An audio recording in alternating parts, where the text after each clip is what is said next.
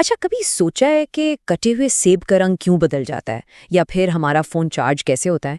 इन सब के पीछे ना एक बड़ा दिलचस्प कीमियाई रक़्स चल रहा होता है। तो आज हम इसी इलेक्ट्रॉन्स के डांस को समझने वाले हैं जो असल में हमारी पूरी दुनिया को चला रहा है। तो आज हम क्या-क्या देखने वाले हैं? सबसे पहले तो ये देखेंगे कि भाई सेब और बैटरियों में आखिर कॉमन क्या है।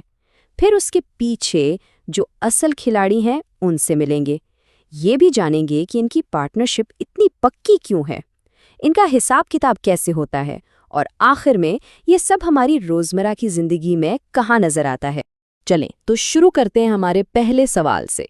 ये एक ऐसी पहेली है जो हमारी रोजमर्रा की जिंदगी की उन चीजों को जोड़ती है जिनका आपस में कोई ताल्लुक नजर नहीं आता।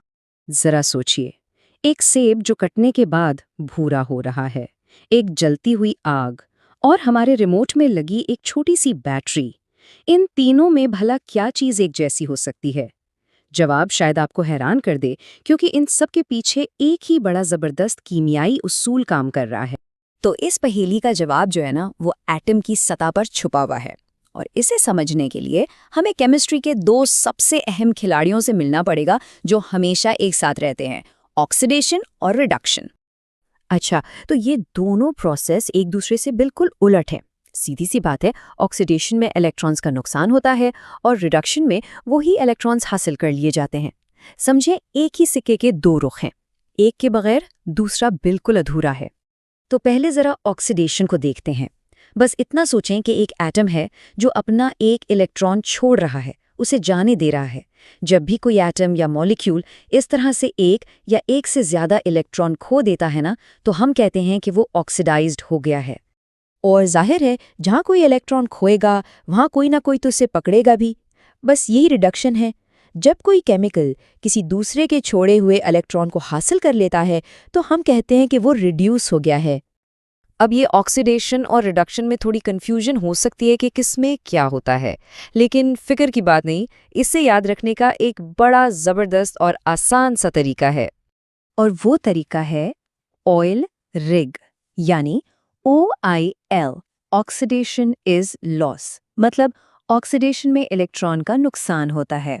और RIG, रिडक्शन इज गेन, यानी रिडक्शन में इलेक्ट्रॉन हासिल किया जाता है। बस ये ऑयल रिग याद रखें, कभी नहीं भूलेंगे। तो अब तक हमने ये समझा कि एक इलेक्ट्रॉन खो रहा है और दूसरा उसे हासिल कर रहा है। इसका सीधा सा मतलब ये हुआ कि ये दोनों काम कभी अकेले हो ही नहीं सकते। ये एक ऐसी पार्टनरशिप है जो कभी टूट नहीं सकती। बिल्कुल ठीक कहा गया है कि इलेक्ट्रॉन यूं ही गायब नहीं हो जाते। अगर एक चीज़ उन्हें खोती है तो दूसरी को उन्हें लाजमी हासिल करना पड़ता है। कायनात में एक बैलेंस है, इलेक्ट्रॉन बस एक जगह से दूसरी जगह जाते हैं। इसीलिए तो ऑक्सीडेशन और रिडक्शन हमेशा हमेशा एक साथ होते हैं। और केमिस्ट ने इन दोनों को मिलाकर एक आसान सा नाम भी दे दिया है, रीडॉक्स, यानी रिडक्शन से रेड और ऑक्सीडेशन से ऑक्स। अच्छा, तो सवाल यह है कि केमिस्ट्स इस इलेक्ट्रॉन के लेन देन का हिसाब कैसे रखते हैं? भाई, वो एक तरह का स्कोर कार्ड इस्तेमाल करते हैं जिसे कहते हैं ऑक्सीडेशन स्टेट्स। ये हमें साफ साफ बता देता है कि किस एटम ने इलेक्ट्रॉन खोया और किसने हासिल किया। अब इस स्कोर कार्ड को भरने के लिए कुछ सीधे साधे उसूल हैं। इन रूल्स की मदद से केमिस्ट किसी भी केमिकल रिएक्शन में हर एटम का रोल समझ पाते हैं। यानी पता चल जाता है कि कौन इलेक्ट्रॉन दे रहा है और कौन ले रहा है। चलें एक मिसाल देखते हैं, पानी की, यानी H2O की। अगर हम वो उसूल यहाँ लगाएं तो हम देखेंगे कि हाइड्रोजन और ऑक्सीजन के चार्जेस एक दूसरे को बिल्कुल बैलेंस कर देते हैं और इसीलिए पानी का मॉलिक्यूल न्यूट्रल होता है ना कमाल का सिस्टम। तो अब जब हम केमिस्ट्री की ये खुफिया जुबान थोड़ी बहुत समझ गए हैं, तो चलें अपने असली सवाल पर वापस चलते हैं।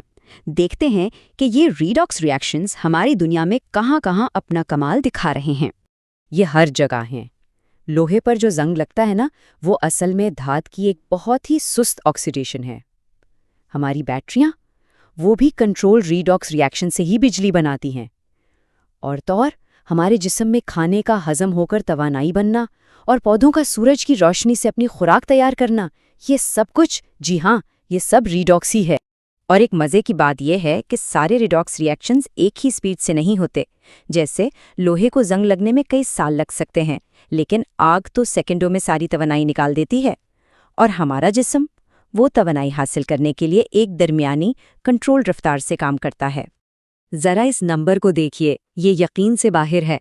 हमारे जिस्म में हर एक सेकंड खरबों से भी ज़्यादा इलेक्ट्रॉन्स एक जगह से दूसरी जगह जा रहे हैं, सिर्फ हमें जिंदा रखने और तवानाई देने के लिए। यही है जिंदगी को चलाने वाली रीडॉक्स की असली पावर। तो हासिल कलाम ये है कि ये रीडॉक्स रिएक्शंस सिर्फ केमिस्ट्री की किताबों की चीज़ नहीं है। ये वो असल बुनियादी इंजन है जो हमारी पूरी दुनिया को चला रहे हैं, चीज़ों को बनाने और तोड़ने से लेकर तवानाई पैदा करने और उसे स्टोर करने तक, हर जगह। जाते जाते एक सवाल छोड़े जा रहे हैं।